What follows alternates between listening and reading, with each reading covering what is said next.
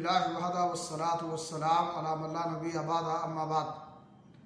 इस्लामी भाइयों, इंसान जब सुन्नत के मुताबिक वज़ू करता है तो उसके जिस्म से गुनाह निकल जाते हैं।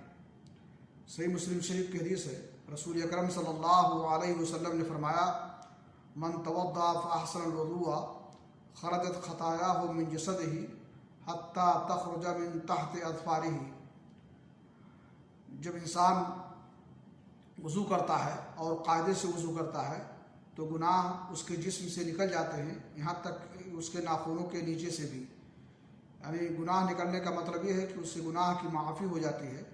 और गुनाह से मुराद सगीरा गुनाह, छोटे गुनाह हैं जो वज़ू करने से निकल जाते हैं और जिनकी माफ़ी हो जाती है। रहा मामला कबीरा गुनाह का, बड़े गुनाह का, तो इसके लिए खालिस तौबा लाजमी और ज़रूरी है।